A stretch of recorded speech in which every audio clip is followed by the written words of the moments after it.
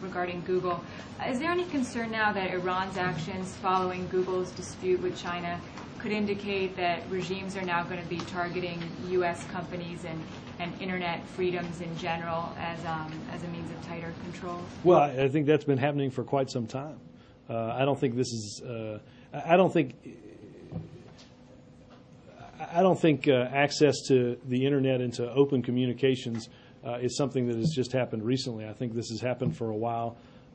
You heard the president in Shanghai speak out about it as it related to China. I do not have specifics around the degree to which Google brought any of its concerns to us about what was happening in Iran.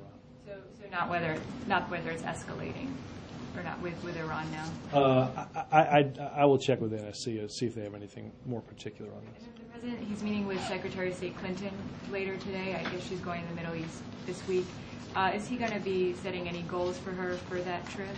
Well, look, this is part of their weekly meeting. I assume there'll be a number of topics that will be discussed. She and others are traveling in the next few days and few weeks to the Middle East, and we want to continue to make progress and get these two parties back at the table. One more question. There's a report out of Damascus that Syria has accepted the president's candidate for ambassador there, Robert Stephen Ford. Can you confirm that he has nominated Ford? I can check. I don't have anything on that. You get back to all of us on Please.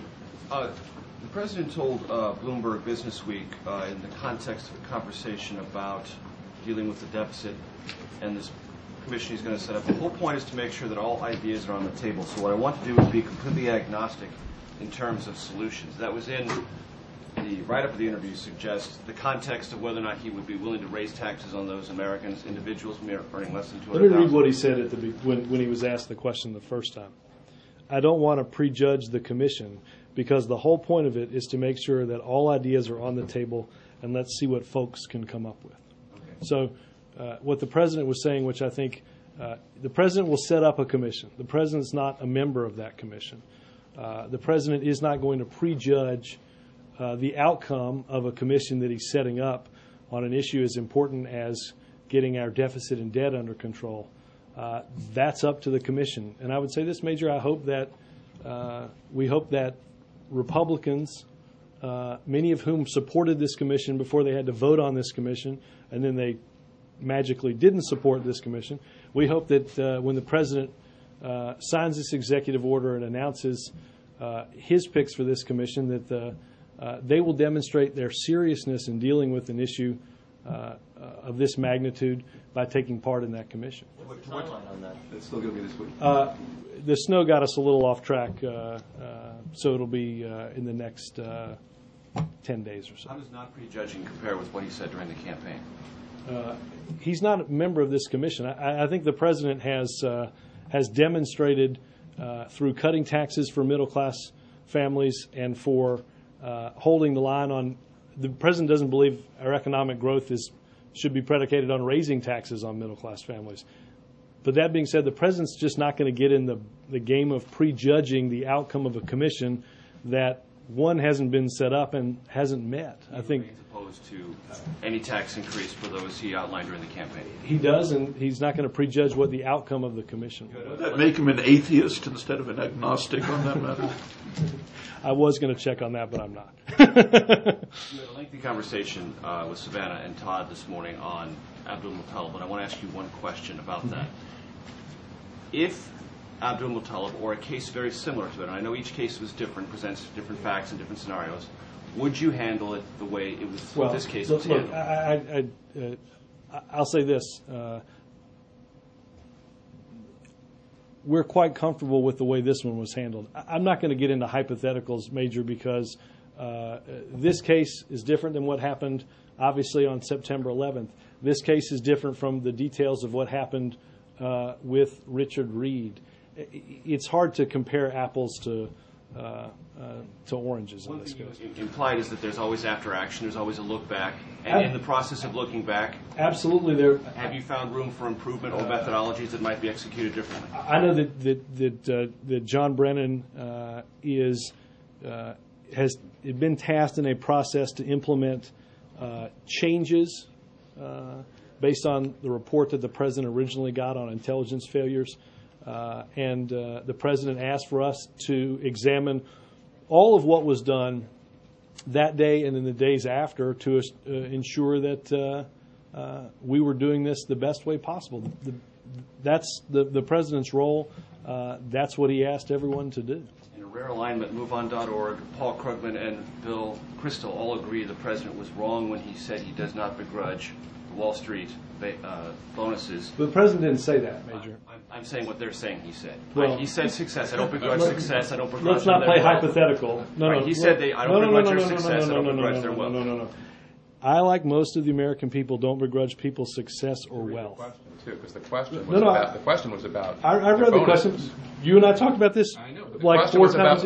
I understand the question was about bonuses. The question, and the president on 5 different occasions, just as I emailed you yesterday, causing you to re-examine what you'd written based off of the interview, that the president was talking in that sentence, as he's done many times, about he does not believe the federal government should be setting salaries for business in America. He still believes that. Does he still remain comfortable with the analogy he made with Major League Baseball players? Many have pointed out, yes, Major League Baseball players make a lot of money.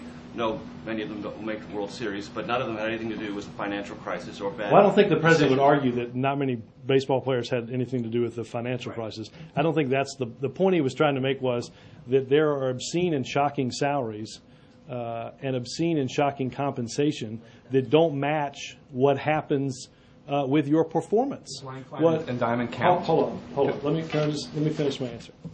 That the president has said that these ought to be based on performance, not on risk taking. Okay.